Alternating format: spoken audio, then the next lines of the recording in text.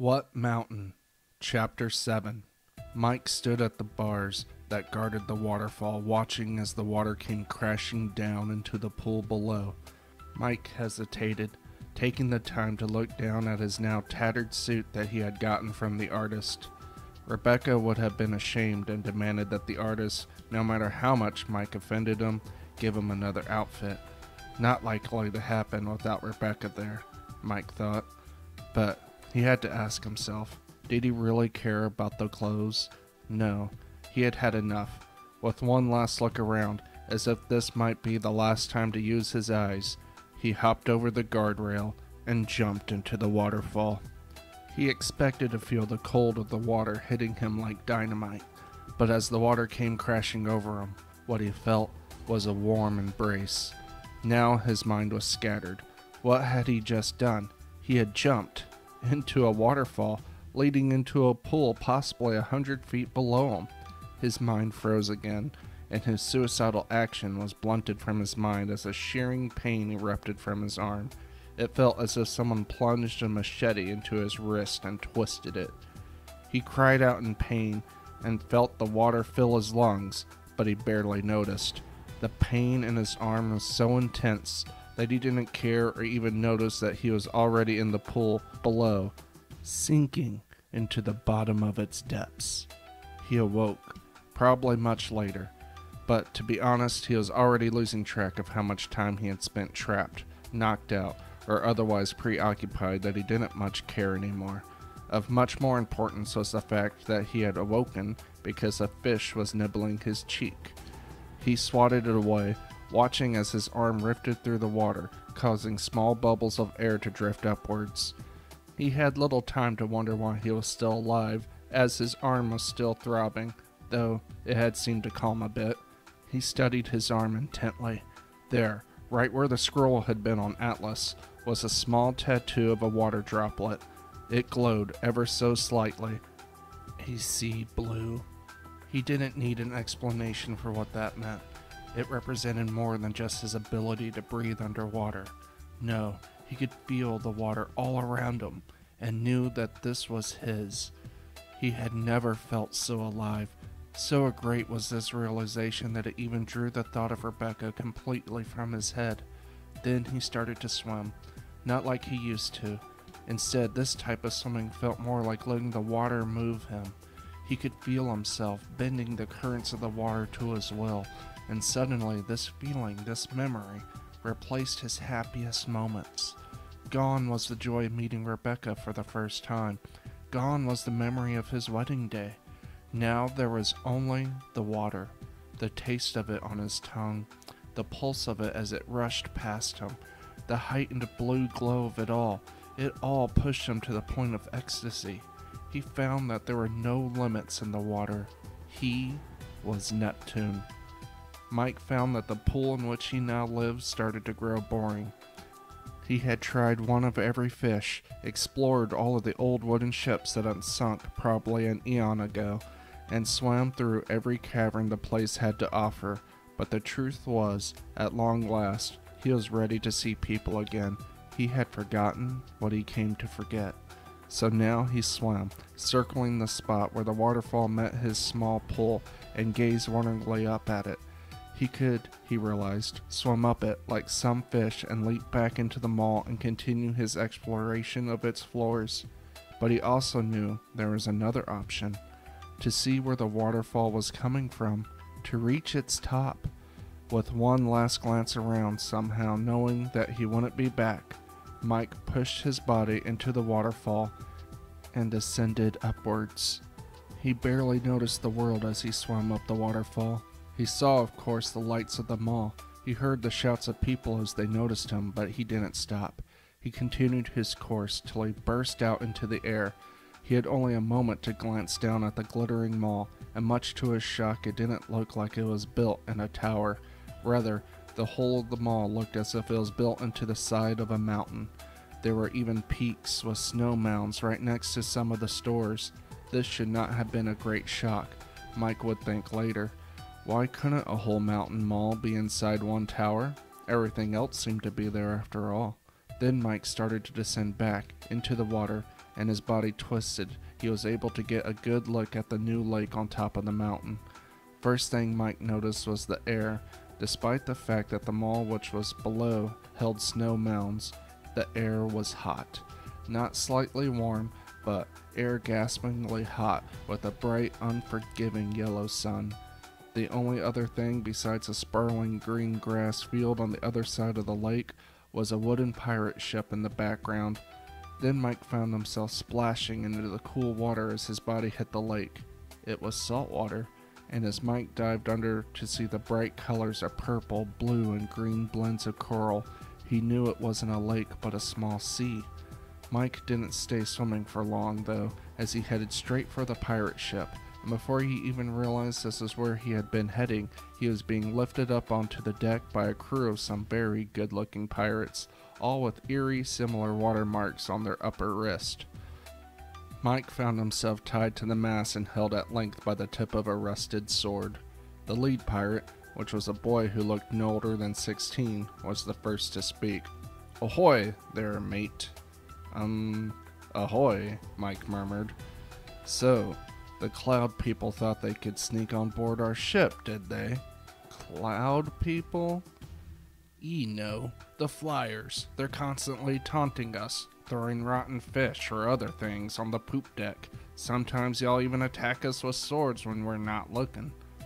"Y'all? Look, I don't know who you think I am, but I'm not a flyer."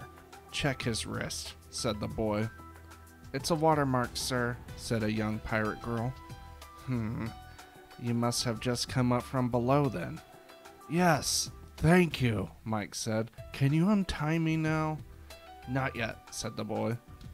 "Would you be willing to join the flyers? When you were mortal, did you ever have fantasies about flying? Were you a pilot? Did you secretly have a burning desire to be a bird?" I guess. I thought it would have been cool like most people, but as you can see, I have the watermark, which means I loved the water more than the sky," Mike said in his defense. "Yes," said the boy, thinking. "I guess that checks out. One last question. What is your name?" "Mike," said Mike. "Mike Rodriguez." "Mike Rodriguez?" said the boy, horrified. "Yes," Mike shot back. "What's your name?" "I'm Captain Sput. Captain James Sput." "Yeah," said the pirate girl, "and I'm First Mate Stick, or Sticks as some call me, but you could just call me Stick or First Mate." "But seeing as your first name is Mike, I'm gonna suggest an entire redo." "Redo of what?" Mike asked. "Your name, of course," said the captain. "You can't—" "Rowan!" the captain said proudly, cutting off Mike. At this, the entire crew shouted with glee. "Welcome, Recruit Rowan," the first mate said, cutting off the rope. "The good news is you're already wearing scrappy clothes, so no need to give you a uniform." Mike figured this after weeks of swimming in the pond without changing a stitch. "What about my last name?" Mike asked. "Who needs it?" laughed the captain. "Oh, shipmate Rowan, I think you're going to like it here." It turns out Mike did like it there. He liked it so much, in fact, that over time he had forgotten that his name was Mike. Never more will he answer to Mr. Rodriguez or Mike. The name was simply forgotten, like many things forgotten in the mountain. He was now Rowan, simply Rowan. No last name was needed because there was no one else on board named Rowan. Honestly, if you would have taken the old Rowan whose name was Mike, he would have preferred the name Rowan at any rate. What kind of man was named Mike anyhow? The name change was only one of the things Rowan liked about his new life. As it turned out, he loved sailing, or at least what they called sailing. Truth be told, there was no actual sailing going on. Yes, they would move the ship and they would even play with the ropes and release the sails, but everyone on board had the gift of the watermark. What was really going on was that the crew would simply wish for their ship to be somewhere, and the water would make it happen, although it was always the captain that told them where they wished to be. For the most part, Rowan and the crew spent their days anchored off some random beach, pretending to look for villages to raid, when in truth it was spent swimming and showing off. A popular showtime was seeing who can make the biggest whirlpool, Rowan wasn't good at this, as he found that he still got dizzy fairly quickly. Another pastime, as there were both boys and girls, even though when this wasn't true it never stopped sailors, was seeing who was with who. Of course, the captain would make his rounds promising to flog whoever was caught having hump day in the bow, as he called it, but the rumors about the captain and the first mate kept this threat meaningless. Rowan had gotten many looks himself, but for a reason he could not explain, he never indulged in this. This got Rowan the nickname of Rowan the Pure, which Rowan actually found funny, despite himself and his reputation. One aspect of pirate life that Rowan didn't like were the constant attacks. The mountain, in all its wisdom, would sometimes in fact leave pretend villages for them to go and raid. This for the most part was really fun, but the noise always attracted the cloud people. Rowan had forgotten much of his adult life, but this was thanks to the influence of the mountain, who saw that Rowan needed to forget in order to be happy. His childhood, for the most part, remained intact, and he remembered well the stories of Peter Pan and the pirates. The unfortunate pirates, now in Rowan's mind, considering he was now in fact a pirate. He supposed that he should have been shocked to have met a real lost boy in the short battles they had, but he had met Atlas, the man with the world on his back, and the lost boys, like Atlas, Rowan found unbearable. Rowan did find time to muse because of the novel Peter Pan and Wendy, that if he ever got out of here, that perhaps someday he would write a book about his adventures here, like so many others must have done. It was this thought that made Rowan start to wonder about the hinges again. He was sitting alone at the aft of the ship, which was named Crisp of the Sea, not the Jolly Roger, eating a freshly caught raw fish, which was part of the charm of having a watermark. Watching as the sun slowly covered by light puffy white clouds. Styx, as she often did, joined him. "How's the fish, Pollywog?" she asked. "It's fine, I guess," Rowan said with a shrug. I know that tone. It doesn't do in sailors. So what's on your mind? As a child, didn't you ever hear of the stories of Peter Pan and the pirates? Styx raised an eyebrow. Not when I was a kid, Pollywog. I was born in 1735, came to the mountain when I was little but a lass, and I've been here ever since. I don't remember much from back then anyways, and when I do, it's not really by choice. Oh, said Rowan. I guess someday this'll be all I remember too. Only if you're lucky, said Styx. Sometimes your life from before can come swinging at you from out of nowhere. You'll get the homesickness so bad it hurts your inner squishy guts. That's the catch about this place, you know. The mountain will give you everything you need. Adventure, food, booty, and magical powers to boot. But it ain't home, and that thought will be in the back of your mind forever. Why don't you do it then? Styx laughed. Do what, Rowie? Get all of the hinges. Styx's face turned white and she glanced away for a moment and she said half-heartedly, The hinges are a forbidden topic, you slimy pollywog.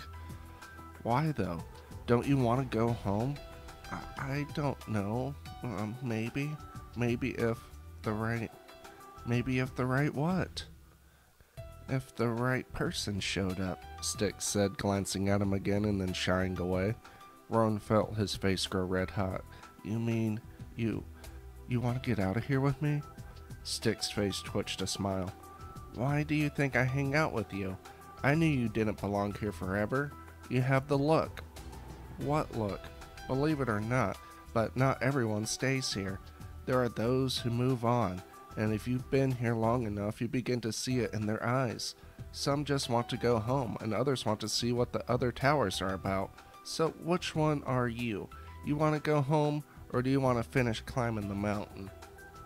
Rowan stopped and looked back out at the sea, watching the moon rise against the blackened sky. I think I love my ability to breathe under the cool waves of the ocean, the taste of the salty water, the way the water moves over my body, and the music of the mighty current. But this tiny place isn't home. There's a bigger ocean out there, and if I could go home, and if I still have this gift, that is where I want to be. But I won't lie. I feel the mountain calling me into the other towers as much as I feel the ocean's call. I'm torn. So am I. It's why I haven't left. I think it's why you haven't left either. Make up your mind on what you want to do, Rowan, before the decision is made up for you, and you're trapped here as I am. And you will be a dirty, slimy, stinking pollywog until the next recruit shows up. But are you trapped here? Rowan asked, looking into Stick's eyes. Am I, pollywog? Styx asked back, leaning into Rowan's face. Rowan felt his heart start to pound right in his chest as his lips pressed against hers. He felt his stomach lurch, as if he had done something wrong, something utterly wrong. He didn't know what this was, though, because as much as he felt this was wrong, he also liked it. He really liked it. He really liked her, and the longer he held the kiss, the more the feeling of wrongness dissipated. Then, they were both kissing and holding each other. What about the captain? Rowan asked. Screw him, Styx said. We're getting out of here. It started as a piercing whistling sound through the air. Then Rowan's world caught flame as the ship exploded. He felt his feet lift into the air and bits of wood and metal hitting his face as he was violently tossed like a rag doll. He could hear nothing but a loud ringing in his ears, and he knew that this must be the end. But as he was about to land in the burning flames of the ship, he felt a tight grip grab him by the remaining stitches of his collar and pull him away. Rowan had his breath knocked out of him by the explosion, so he couldn't even scream as he watched Styx disappear behind a blanket of flame. The hand that had grabbed Rowan had him on the shore in seconds, and he watched as a second explosion rocked the ship. Then he found his voice. He screamed, letting tears roll down his cheeks. He could hear screams now, and he felt himself heave as he imagined one of those being Styx. Styx, who had been his one true friend. She had been the first face he remembered after his rebirth with the water. Now he must bear listening to her and the screams of a dozen other of his friends as they burned along with the ship. What did you do that for? Said a rough voice from behind Rowan. You didn't tell me you were going to try and kill them, said a soft yet angry voice. The rough voice laughed. What did you think I was going to do? Ask the nice pirates to please not raid the village, pretty please, with sugar on top. Well, something of the sort, yeah, said the soft voice. We lost boys don't kill people, not even pirates. No, you just send crocodiles to go and eat them. Wendy said that the Hook guy got eaten of his own accord. That was no fault of ours. He was warned that his watermark would not protect him from the crocodiles. Besides, Hook was one man. You blew up their entire ship. There'll be another. Not for a while, said the soft voice. Unlike the village that is made up of bots, the pirates are real people. Live people. Well, not anymore. Rowan found himself burning with rage. He stood up slowly and unsheathed his sword. Hold it, the rough voice said, followed by the unmistakable sound of a bullet being chambered. Drop the sword and turn around slowly. Rowan did as he was told, and when he turned around, two familiar faces looked back at him. He didn't know where he knew them from. Besides, the only thing that mattered was that they killed Styx, and he was going to gut them for that the moment the man dropped his gun. The man holding the gun with the rough voice was muscular, and wore a light-fitted black shirt with a dog tag hanging on a chain from his neck, and leather combat boots with green camo cargo pants. Like all the people on the mountain, he was young, but even so, he had a rough, thick brown beard that would have made the pirates blush. To the military man's side, Rowan saw the outline of a used motor shell. The military man's face scrunched up as he took Rowan in. Holy shite, he laughed. If it isn't Fat Mike. Looking good there. Lost a few pounds, have we? Name's not Mike. What? My name is not Mike. It's Rowan. Well, whatever. You're one of the men I came up the mountain with, and that's all that matters. Don't you remember me? Rowan frowned.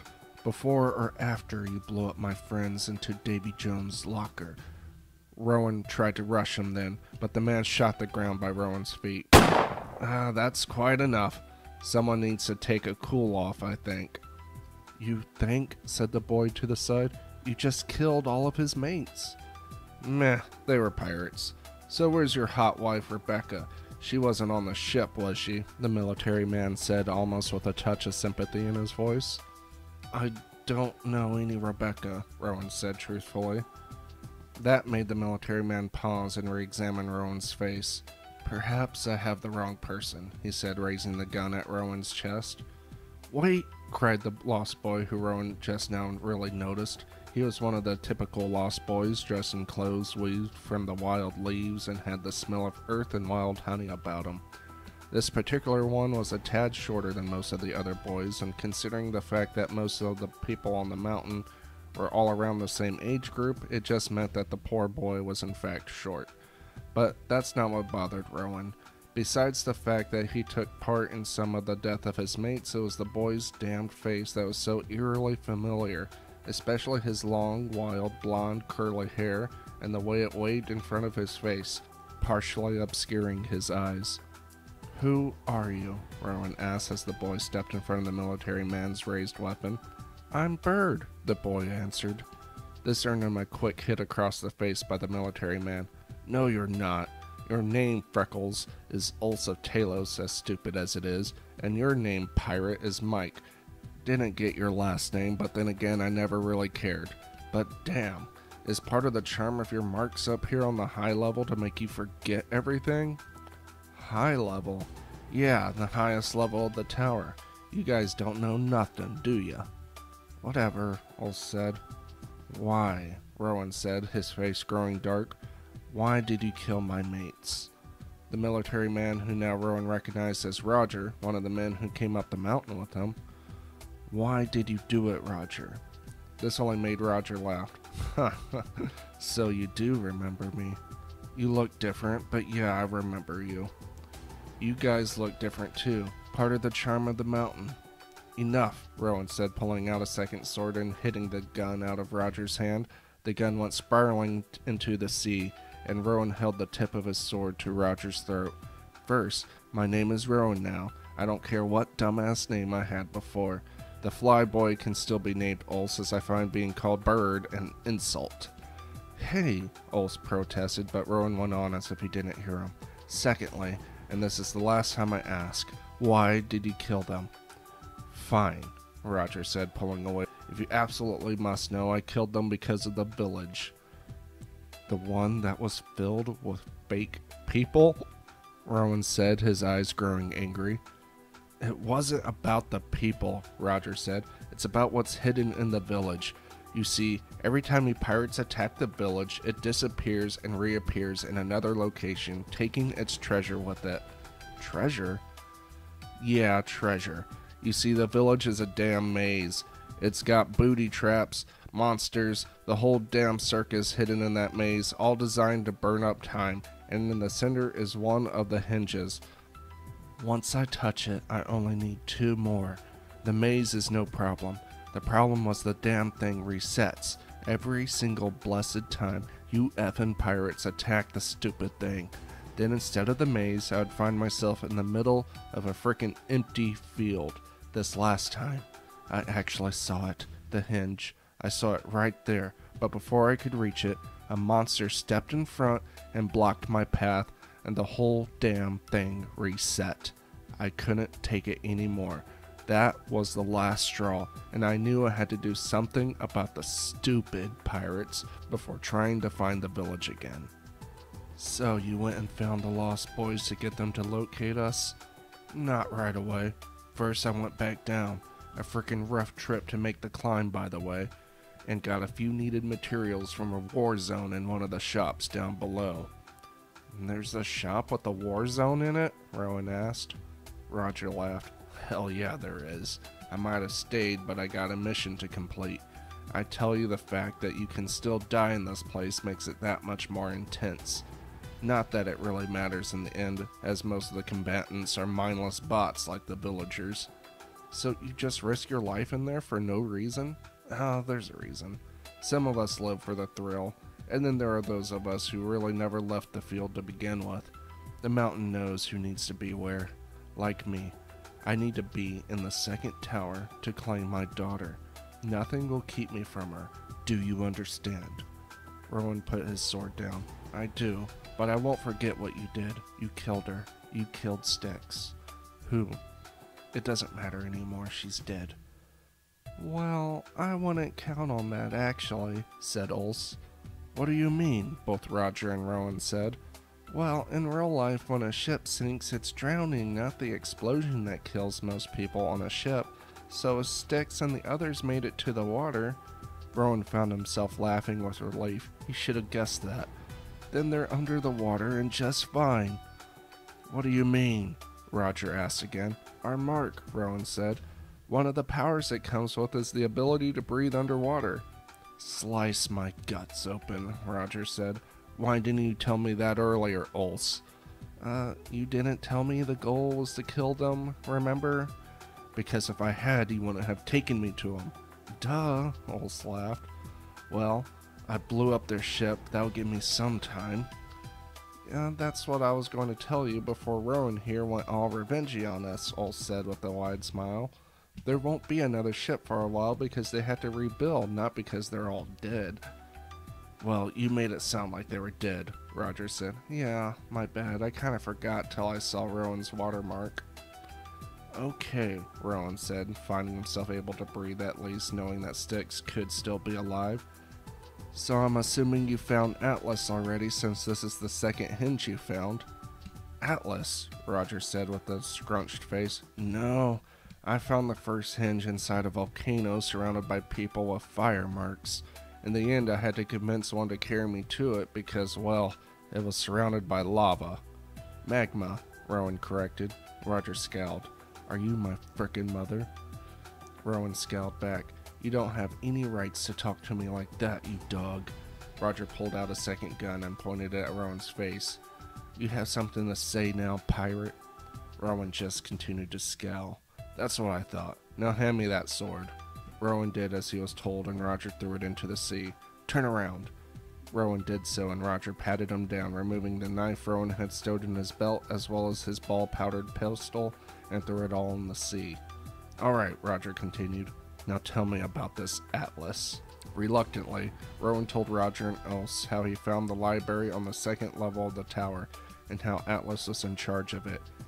He described Atlas' reluctance to leave the library, and told them about how he found the hinge on the inside and how he touched it. Atlas got in a furious rage and locked him away in a closet for about a week. You guys suck, Ulse laughed. I found the first hinge right there on the first level, and I didn't even have to do anything. It was on the back of the mammoth in the lobby. But on my search for another hinge, I lost track of everything and ended up in the clouds. I don't remember how I got there, though. Rowan shrugged. He couldn't be exactly sure how he ended up in the water himself. So, what's your mark? Ulse said to Roger. Roger only smiled. The more you don't know about me, the better. Get next to him, Roger said, pointing the end of the gun towards Ulse. Ulse's smile disappeared as he looked at the barrel of Roger's gun. Hey, I thought we were cool. You thought wrong. I told you both back on the mountainside that I'm no hero. I have only one mission, and nothing will keep me from it, no matter what it costs.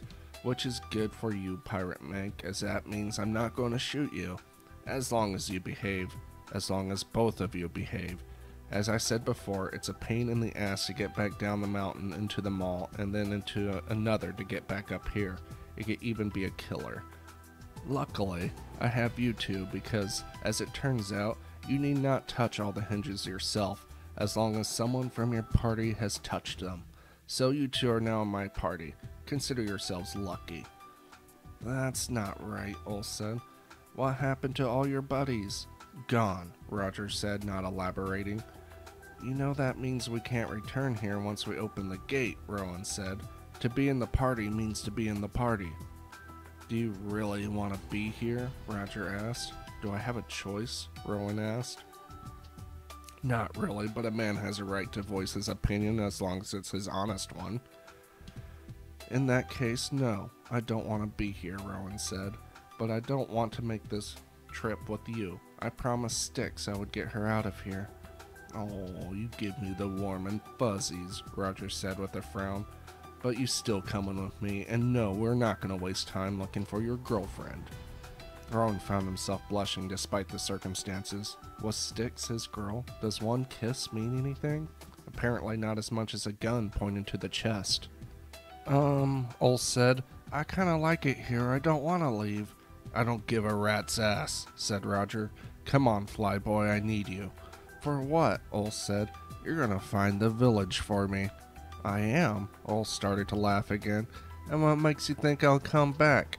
Because if you don't, the first thing I'm gonna do is put a bullet in Pirate Mike's head, and then I'm gonna hunt you down. My first mission is my daughter. I think I've been clear on this. So imagine my agitation when I find you, having to start my mission all over again, and make no mistake, Flyboy, my daughter is already dead, so I have all the time in the world to hunt. Roger's eyes went a shade darker as he said this, but he looked at Ulf with an expression of calm that made Rowan's neck crawl. Ulf looked as if he had swallowed a rock from the before-mentioned volcano. His skin turned a shade paler, and a cold sweat now beaded his forehead. Okay, man, keep it cool. I'll be right back, okay? Make it quick, said Roger as Ulf took off into the air. You really going to shoot me if he doesn't come back? Rowan asked. Probably not, because then I would have to force my way into that library of yours, and I really don't feel like doing that. I'd probably have to kill that Atlas guy, which would suck. It's neat to know that there are people that old in the world. But make no mistake, I would hunt Ulst down and make him wish that he had never been born. Rowan believed him, and though Roger was looking at him with the gun still half raised in his direction, he couldn't help but turn around to stare at the fire that still blazed out at sea. He could still hear the shouts out in the distance, and he couldn't help but wonder whose voices they belonged to. Was one of them Styx, calling his name? He might make it, his mind told him. If he could put one foot into the water, Roger wouldn't have a chance in hell in shooting him. So why didn't he? His shipmates were alive, perhaps even all of them, and his foot was inches away from joining them. Yet he found himself plastered to the dirt where Ulst dropped him, despite the obvious fact that Roger didn't have a single idea how his watermark worked. Otherwise, Roger would have told him to step away from the water's edge ages ago. The fact was, Roger was his ticket out of here. If they worked together and got the last hinge, they could leave. The only problem was Rowan didn't know why he wanted to leave. All he knew was that he did, and Roger could make that happen. So instead of jumping into the water to find Styx, Rowan turned back around and sat down in the dirt waiting for Ulst's return. Roger smiled at this, sensing a mental victory with Rowan, and he holstered his weapon. Rowan, Roger said as he squatted down next to him. I think I like that better than Mike. It fits your new look better. That was all the two men said as they waited for Ulst's return.